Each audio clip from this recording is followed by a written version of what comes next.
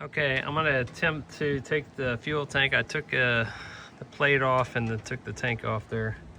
And I'm gonna attempt to put it right here in the transom. So I'll try to walk you through the steps and hopefully it helps somebody else out. Okay, I picked up a couple of these flat 1/16 by 1.5 inch, 4 foot long thin pieces of aluminum strip. I'm going to use this as a mount and then sit my tank on these. Hopefully it holds up. I'll let you know. So I drew a mark on here. I'm going to go ahead and bend this and then we'll bend it again over on this side and see how it ends up. Okay, hopefully you can see this. I'm just going to put this up against the side there and eyeball it to where the next bend needs to be, which is about right there. And then we'll bend that and come back. Okay, here's my bent piece, both spots. I'm just gonna check to make sure it fits. And it does, so this is just gonna get fastened to the transom here. And I'll slide it back, and it fits in both spots. So now I'm just gonna cut off the same size as this one over on this side, and we'll go from there. Okay, we got both pieces cut, bent, and it should fit in here.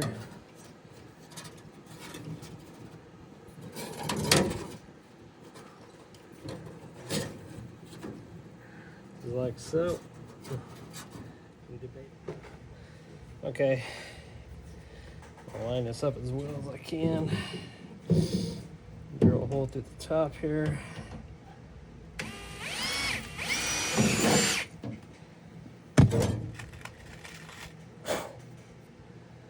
Got my rivet. Okay, line the hole up.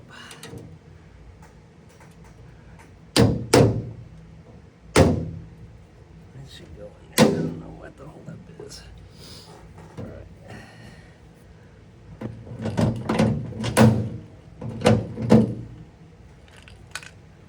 Okay, with that in there, I just don't know how well that's going to hold up at the bottom. Guess we'll find out. I'm going to put a couple more holes in each one to set the back one up, so same process. Okay, I got all the rivets in. Now the part to find out if the tank actually holds up on these thin pieces of aluminum, or do I have to get something thicker? We'll find out. Okay, here we go.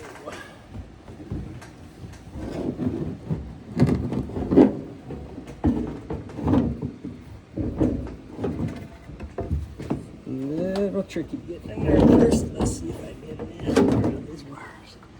It's actually in there. Now, all I have to do is figure out my strapping situation.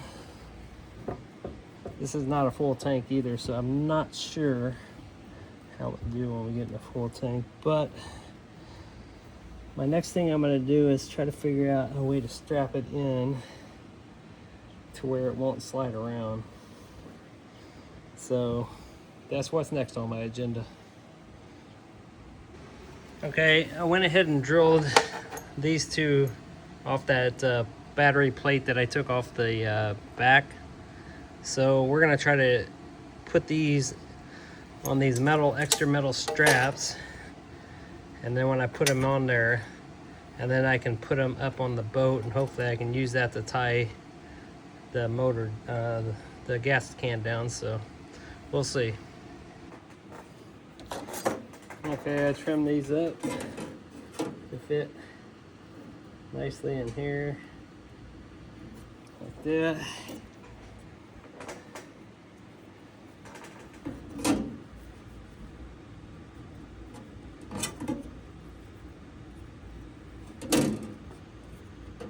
I need 12 inches for the brackets. So I'm going to try to center those in the, where they're in the center.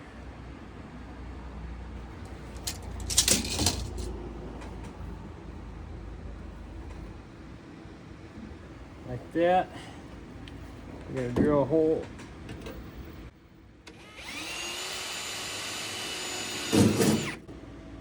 And put a rivet in that one.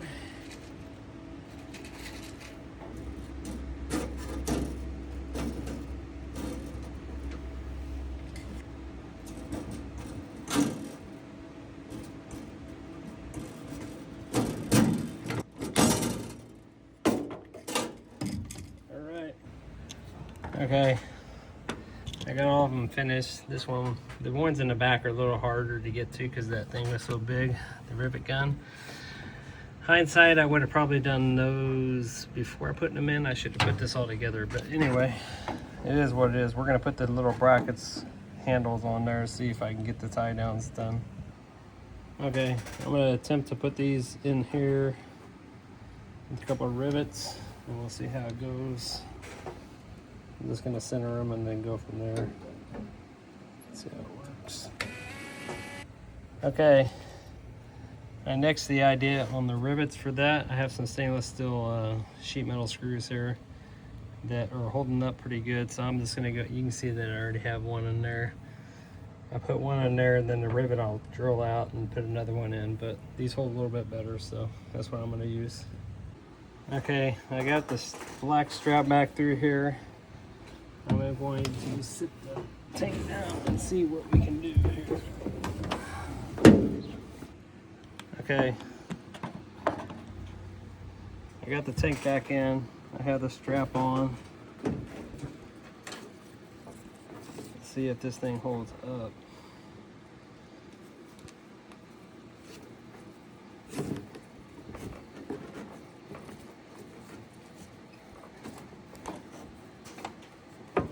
It seems to be in there pretty good. I mean, I'm shaking it around. It doesn't seem to be moving. And I tell you what, when I get it on the water, I will tell you how it ends up doing.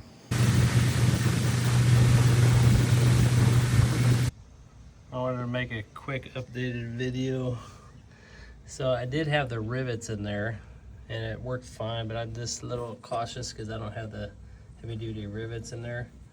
So I decided to go ahead and pan over here, but I got some nylon washers and some screws. They're all stainless steel. I'll leave a link in the description where I got them off Amazon. But anyway, I'm going to redo all the rivets with those, and the outside, they fit pretty flush with the